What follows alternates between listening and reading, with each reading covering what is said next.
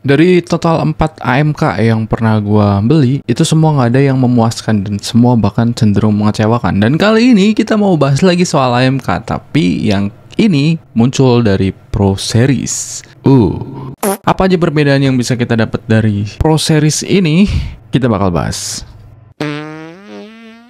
Figur ini muncul sebagai tribut gitu untuk desain awal dari Optimus Prime di usia yang ke-40. Yang sayangnya juga justru malah ini jadi problem dari figur keluaran Yolopak ini. Kayak gimana ceritanya? Kita bahas. Nah, jadi untuk boxnya kayak gini bentukannya, ada bermacam-macam kayak potongan komik kayak gitu juga. Terus di belakang ini ada informasi dan kita di sini dikasih juga stand base yang nanti bakal gue bahas juga kenapa jadi ada stand base-nya di seri AMK ini. Terus kemudian untuk sampingnya kayak gini-gini dan ini bisa dibuka lagi. Jadi di dalam boxnya ini masih ada box lagi. Nah, ini dia box aslinya begini. Jadi pakai yang holo-holo kayak gitu, pakai line art doang. Ini cukup gemesin ya sebenarnya dari konsepnya kayak gini, dan warnanya hitam, bukan lagi ngebawa warna-warna merah yang seharusnya kayak Optimus merah-merah ya. Nah, di sini ada 40 tahun Transformers dan di dalamnya ada seperti ini.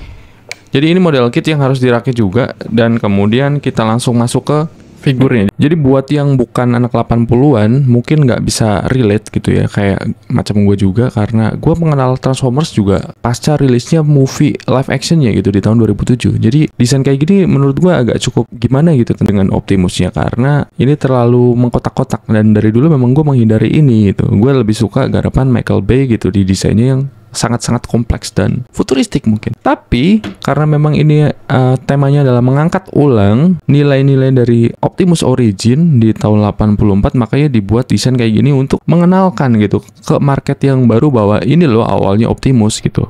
Kita masuk bahas keunggulan dari AMK Pro di bagian materialnya. Jadi kalau yang AMK biasa itu pakainya plastik-plastik macam kayak plastik ember murah kayak gitu, untuk ini dia dikasihnya adalah ABS, POM, dan juga diecast. Jadi ada beberapa part yang mana itu besi di bagian sini, di bagian sini, di bagian sini, dan juga di ujung kaki bagian situ. Dan ini menambah bobot dari Optimus ini jadi lebih kokoh, dan harusnya memang lebih kokoh. Kemudian selanjutnya kelebihannya lagi adalah kita dikasih weathering. Di situ kelihatan ada beberapa goresan-goresan warna silver di bagian merahnya, juga ada di bagian birunya kayak gini. Ada juga beberapa cipratan-cipratan hitam kayak gitu di bagian silver kayak gini, yang menurut gue sih ini bener-bener ala kadarnya banget ditambah-tambahin kayak gitu, yang kayak ya kurang niat aja. Dan ya bener kurang niat memang, karena di bagian kepala ini bener-bener polos, bersih, nggak ada sama sekali weathering kayak gitu, sama sekali nggak ada. Dari depan sampai belakang itu semua mulus semua. Dan untuk panelan ini udah dikasih tinta dari sononya, dan di sini tuh ada beberapa bagian yang kurang dikasih. Ini di bagian detail dari sempaknya harusnya warnanya biru, tapi di situ warnanya silver yang kurang akurat dengan G1 Optimus. Terus kemudian di sini ada masalah yang berkaitan dengan anniversary ini. Jadi kalau yang gue pikir gitu ya, ini pikiran gue sendiri, terserah lu mau terima atau enggak. Jadi mereka tuh kayak ngejar banget deadline gitu, bahwa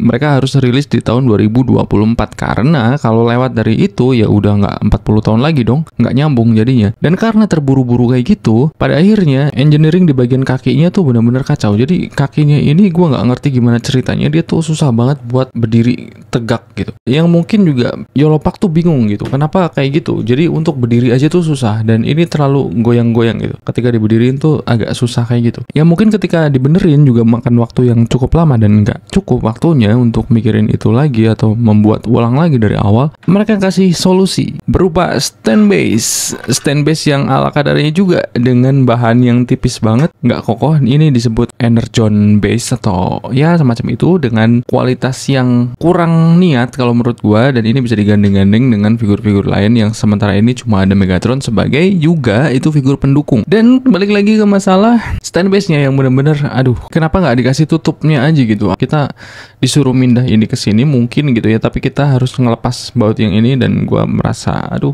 ngapain juga gitu. Dan ini modelnya japitan kayak gini, jadi kayak kurang banget dipersiapkan dari figur utamanya. Jadi nggak dicop tapi di capit kayak gini yang itu pasti kurang stabil.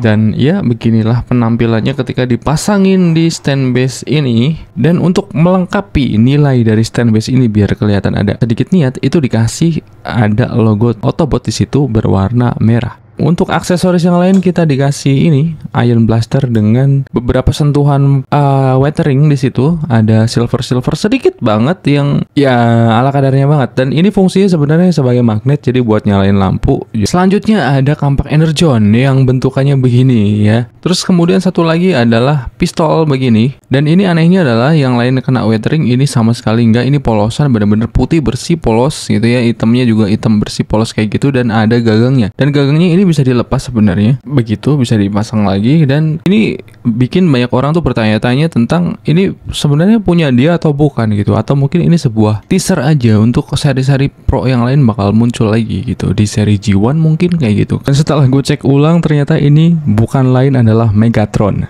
Lu bisa cek di episode 1 Transformers di mana Megatron tuh berubah jadi makhluk kayak gini terus dipegang sama Starscream gitu. Untuk aksesoris kita dapat kayak gitu doang. Dan kita masuk ke bagian artikulasinya. Jadi untuk artikulasinya ini kepala bisa muter-muter kayak gini dan cukup luas, bisa muter 360 juga. Dan untuk dadanya bisa dibuka buat nampilin metriknya di dalam situ dan bisa ditutup. Dan ini harus barengan, antara kiri kanan itu harus bareng karena saling mengait. Terus kemudian untuk pundaknya di sini ini cukup seret banget di bagian sini dan ada putar-putar di bicepnya sini. Terus kemudian untuk sikunya ini enteng banget tapi nggak loose banget juga, jadi nggak yang gampang turun kayak gitu. Dan ini bisa rapat banget, serapat itu kayak gitu nekuknya. Terus kemudian untuk jari-jarinya di sini ada artikulasi di bagian telunjuk dan jempolnya, dan untuk yang 3 lainnya nyatu. Terus kemudian di bagian torsonya itu bisa digoyang-goyang begini, naik turun depan belakang begini, muter-muter begini, tapi muternya di pinggangnya bukan di bagian atas gitu ya. Dan bisa ditarik sedikit untuk bisa nunduk lebih jauh, tapi ya nggak jauh-jauh banget. Dan ketika nunduk dipaksa jadinya kayak gitu, ada gap di sini gede banget, yang itu biasanya terjadi di figur-figur yang bisa ditransform, padahal dia nggak, tapi modelnya memang kayak gitu. Terus kemudian di bagian kolornya di sini ada sampingnya bisa dibuka kayak gini, belakangnya bisa dibuka juga, cuman ini belakangnya jadi satu gitu kayak gudam-gudam HG kayak gitu, jadi kita mungkin harus bongkar dan motong biar bisa dibuka kiri kanan gantian gitu. Sementara untuk depannya ini ada juga ball joint dan bisa digeser-geser kayak gini. Dan ini gue paling suka di bagian sempak depan karena ketika misalnya ditutup itu bener-bener kayak rapet, kayak nggak ada artikulasinya, padahal ini ada artikulasinya, jadi kayak ya spesial aja menurut gue. Dan ini bisa ditarik ke bawah kakinya, modelnya kayak gitu. Dan untuk pakunya di sana tuh pakainya besi. Ini bisa diputar kayak gini, dan untuk dengkulnya bisa sampai nendang ke punggungnya. Dan untuk kaki bawahnya bisa kayak gini. Dan ini tuh gede banget ya, jadi bisa nutupin sampai ke sini, dan bagian sini bisa bergerak juga kayak gini. Dan ini dimasukin ke sana untuk bisa gerakin bagian sini. Jadi sejauh ini artikulasinya itu yang bisa kita dapetin dari figur si AMK Pro Optimus ini. Usaha yang luar biasa ketika misalnya harus berdiriin dia secara benar gitu. Figur ini dijual di harga 600 ribuan untuk di official store-nya di YOLO Park. Tapi kalau di Indonesia ini bisa 800, 900 sampai 1, sekian. Dan saran dari YOLO Park sih kita harus punya dua-duanya, Optimus dan Megatronnya, buat ngepose ya nostalgia dengan pose-pose masa lalu. Yang mana kalau menurut gue sih gue nggak relate ya. Karena memang nostalgia itu cuma ada di orang-orang umur 40-an yang dulu sempet ngerasain hype-nya Transformers. Jadi begini yang kita dapat dengan harga 900 ribu. Ya komplain gue sih masih tentang produksi mereka tuh buru-buru gitu. Produknya tuh kayak cepet-cepetan banget gitu. Yang lain belum ada yang rilis, dia udah rilis duluan. Yang buat gue sih kualitasnya hancur-hancuran semua. Bahkan sampai yang kemarin terakhir diberdiriin aja susah gitu ya. Diterusin nih versi Pro-nya, gue pikir bakal oke lah. Mungkin gue gak cocok di AMK, gue masuknya yang Pro. Dan ternyata sama juga. Jadi Pro ini tuh cukup problematik kalau menurut gue, karena meskipun dia udah diecast, udah kokoh, udah bobotnya udah kenceng gitu ya, tapi dia berdiri aja sulit gitu ya. Jadi kayak aduh, malah dikasih gimmick-gimmick stand base nggak guna kayak gini yang jelek banget pula gitu. Jadi menurut gue mengecewakan sekali YOLO Park. Jadi mungkin harus dievaluasi lagi lah, harus dibenerin dulu gitu lini-lini produknya, jangan cuma kena hype doang terus buru-buru pengen cepet masuk market, yang padahal kualitas yang lo kasih tuh bener-bener. Jadi itu aja sih bahasan kita kali ini tentang Optimus Prime dari AMK Pro Series yang gue nggak tahu kedepannya apakah bakal muncul di seri Pro juga. Kalau misalnya muncul dengan perbaikan-perbaikan ya oke aja. Dan untuk saat ini cuma ada Optimus dan Megatron yang gue sendiri nggak mau untuk ambil Megatronnya karena memang kualitasnya bahkan lebih buruk dari Optimus yang ini. Begitu, bye.